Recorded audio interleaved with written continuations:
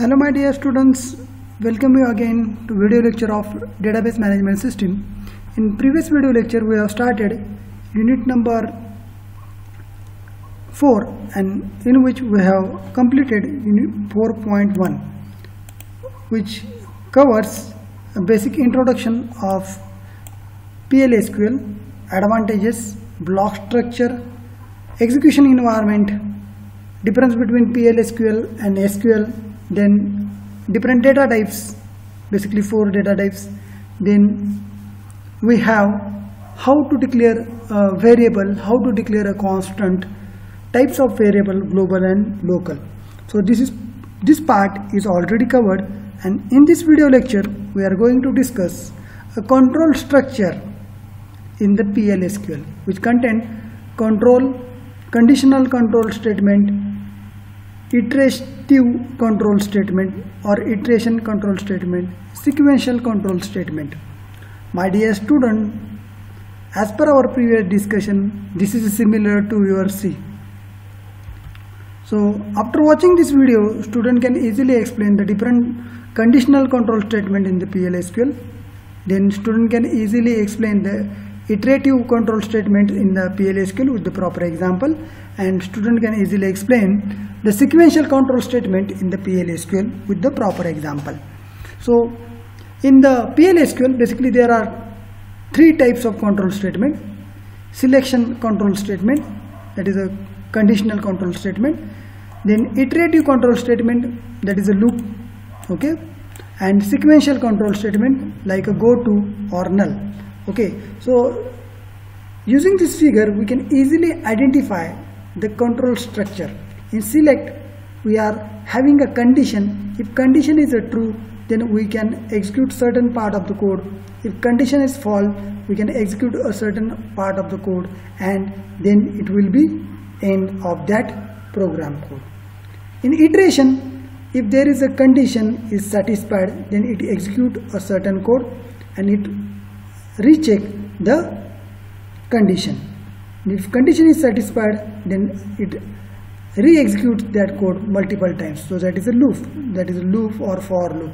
If condition is false, then it goes to the next programming statement. In sequence control, the statements are executed one after another. We can change the sequence using the go to or null statement. So this is an overview of your control statement. Now we are going for the first type, conditional control statement in the PL/SQL. In this section we are discussing a conditional test condition. If condition is test and if condition is true, then execute the sequence of statement in listed, or if condition is false, then you can execute a certain statement which is followed by that false statement. A condition is an variable or expression that returns a Boolean value, true or false. The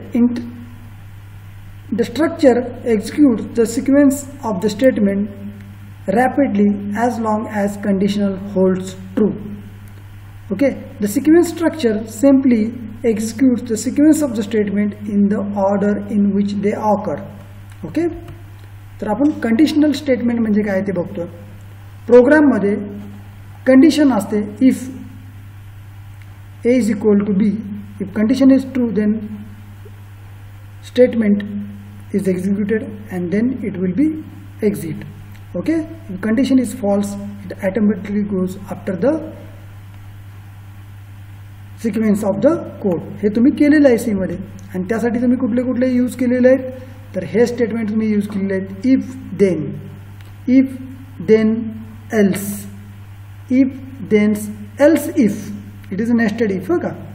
case statement, nested case statement, nested if then else. तर हे already तुम्हाला माहित आहे की conditional statement कसे work होतात. If नंतर conditional असते, कंडिशन जर करेक्ट असेल तर तो सिक्वेन्स ऑफ कोड एक्झिक्यूट होतो, देन राहिलेला कोड एक्झिक्यूट होतो आणि it will be end. If then else मध्ये if condition is true, then code of sequence is executed. Else जर फॉल्स असेल तर एल्स नंतरचा पार्ट एक्झिक्यूट होतो. if then else if nested आहे. if condition is true then sequence will be executed, conditional is false then परत एक condition check होईल आणि त्यानंतर sequence of code will be executed. Case स्टेटमेंटमध्ये case statement is like a if. A case statement selects a sequence of statement to be executed. However, a selection of sequence in case statement uses a selector rather than multiple boolean operation. म्हणजे if ची गरज नाही. इथं आपण फक्त boolean operation a is equal to choice आणि enter करून घेतली चॉईस त्याप्रमाणे आपण चेंज करतो. सर्च केस स्टेटमेंटमध्ये case statement has no selector. इथं सिलेक्टर नसतो म्हणजे चॉईस वगैरे नसते. It uses when clause content the search condition that will end with the Boolean value. म्हणजे जसं आपल्या केसमध्ये डिफॉल्ट असतो तसं इथं व्हेन यूज केलं जातं. थोडंफार कीवर्ड्स चेंज आहेत. Nested if then else already तुम्हाला माहिती आहे इफ देन एल्स कसं वर्क होतो नेस्टेडमध्ये. मी डीपमध्ये जाणार नाही, मी फक्त ह्या कन्सेप्ट रिवाइज करतो. हे PL/SQL मध्ये कंडिशनल स्टेटमेंट विचारले जाऊ शकतात with proper example.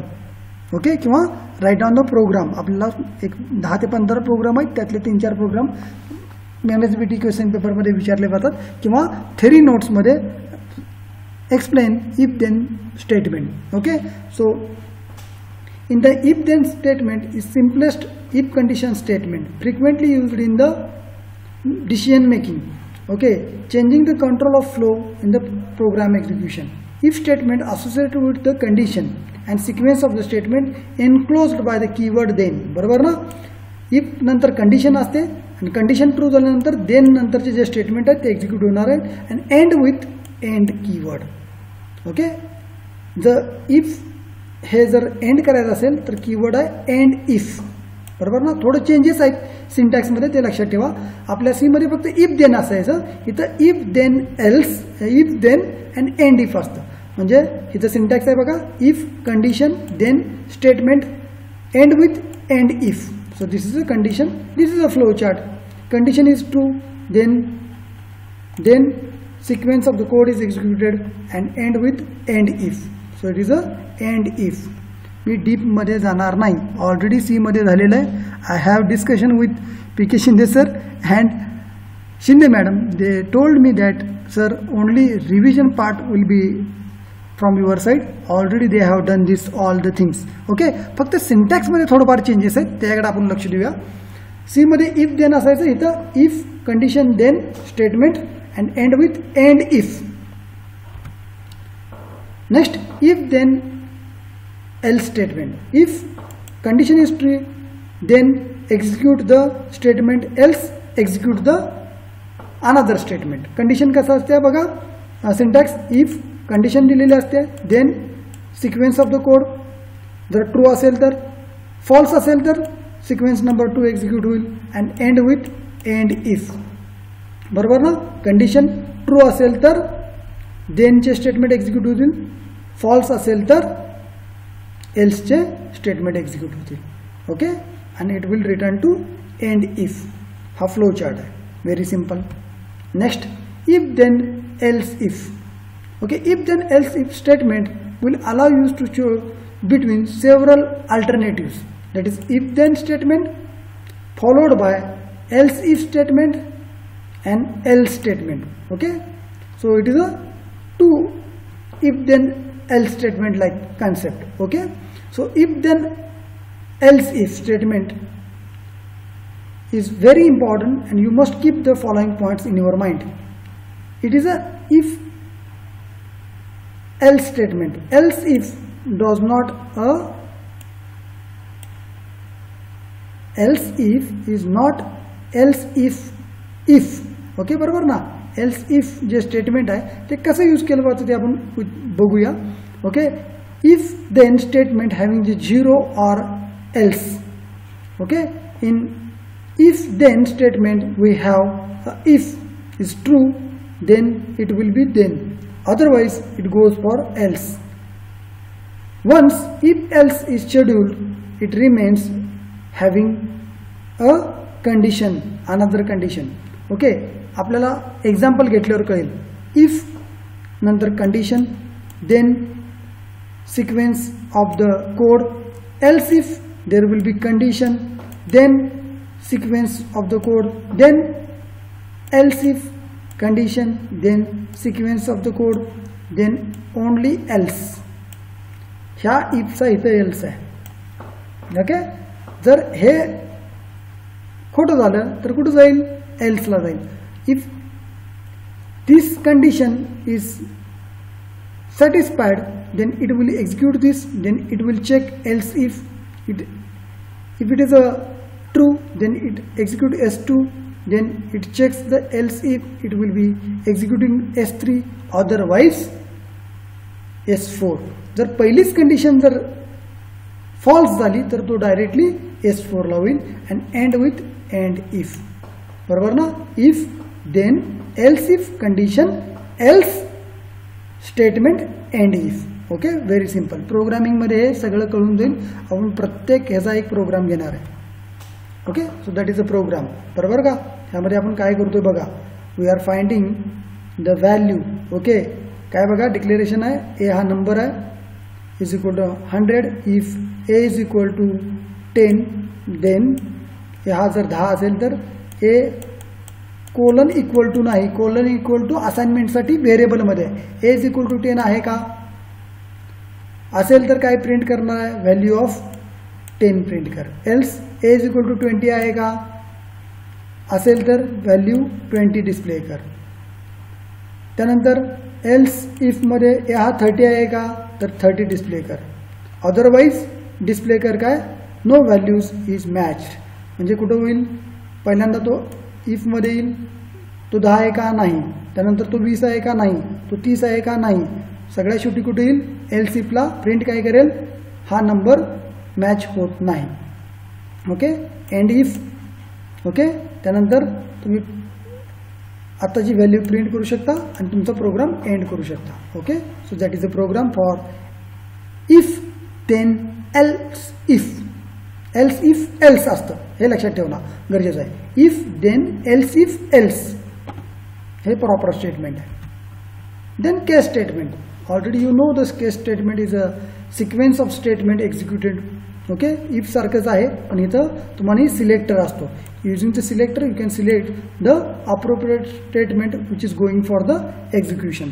Okay, so there is no need to use a multiple Boolean expression. We can use the selector and you can select the appropriate code which is going to execute. जिथे n block आहेत त्यातला कुठला block execute करणार आहे? Expression, expression नंतर selector आणि selection नंतर when 1 2 3 तर तो होईल. आणि डिफॉल्टला एक आपण लिहितो.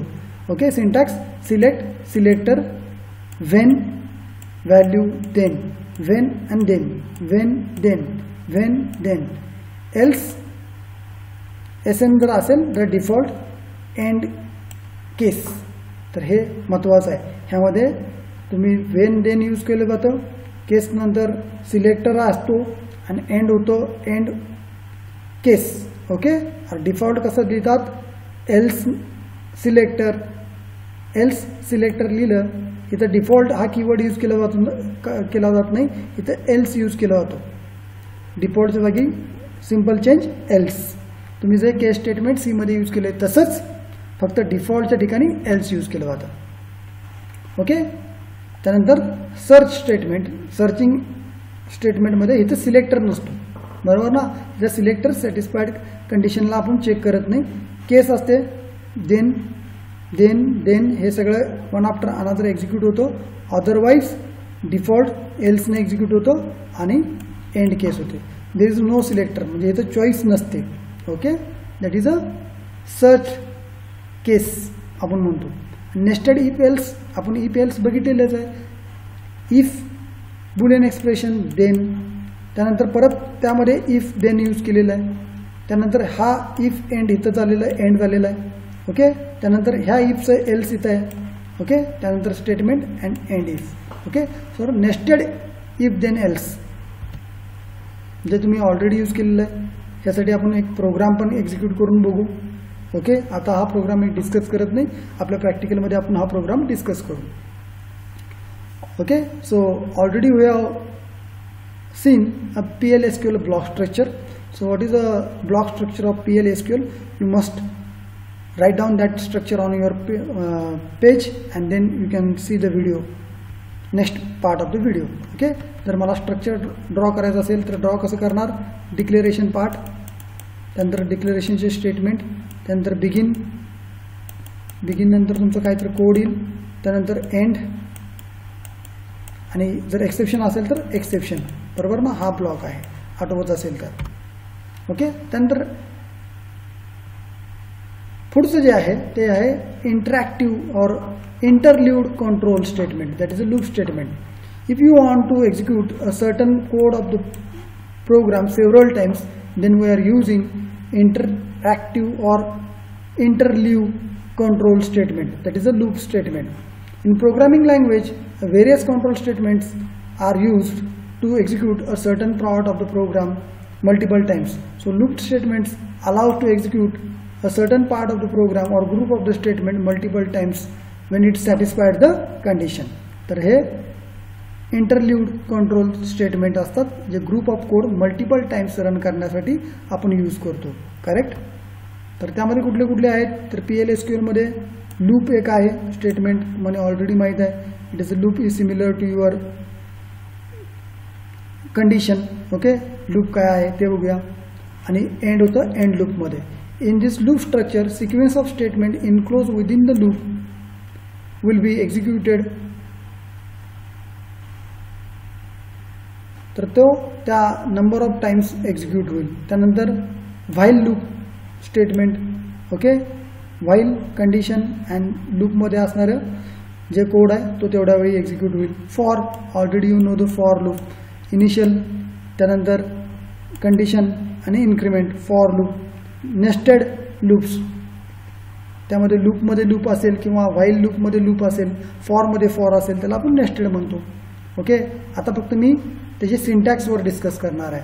पहिलं आहे loop statement. A basic loop structure enclose the sequence of the statement between the loop and end loop which will be executed number of times. Okay, तर हा जो कोड सिक्वेन्स आहे तो एक्झिक्यूट होईल number of times. If you want to exit from that loop, हे loop, ह्या लूपमध्ये जे सिक्वेन्स आहे किंवा कोड आहे तो मल्टिपल टाइम्स एक्झिक्यूट होईल. जर आपल्याला लूपमधून बाहेर पडायचं असेल तर you can use a exit when, हे स्टेटमेंट आपल्याला यूज करावं लागेल. तर आपल्याला लूपमधून बाहेर येण्यासाठी एक्झिट व्हेन, बिकॉज इथं कंडिशन नाही, लूप अनकंडिशनल लूप आहे. लूप आणि कोड कंटिन्युअसली एक्झिक्यूट होईल एंड लूपपर्यंत. तो कधी लूपमधून बाहेर पडेल जर तुम्ही एक्झिट व्हेन स्टेटमेंट यूज केलं तर. So that is the example. Okay, here begin while is greater than 20 loop. Okay, आणि end loop. इथं while loop आहे, हे while loopच आहे. जर नुसतं loop असेल तर loop म्हणा आणि exit loop यूज करावं लागेल. Okay, basically it is a while loop. while मध्ये we have condition and then we have loop. जोपर्यंत कंडिशन ट्रू आहे तोपर्यंत हा कोड मल्टिपल टाइम्स एक्झिक्यूट होईल आणि एंड होईल एंड लूप बरोबर. जर आपल्याला मध्येच जर लूप ब्रेक करायचे असेल तर एक्झिट व्हेन हे स्टेटमेंट यूज करायला लागेल. It is a while loop, simple, जसं सी मध्ये होतं तसं. For loop, for loop is a repeated control structure that allows you to efficiently write a loop needed to execute number of times. For लूपचा syntax for, counter, initial value, final value, loop keyword, sequence of the code, end loop. इथं end for नाही, इथं end लूपच आहे. Okay, that is a for. For loop statement already you have initial value and final value. इथे increment नसतं.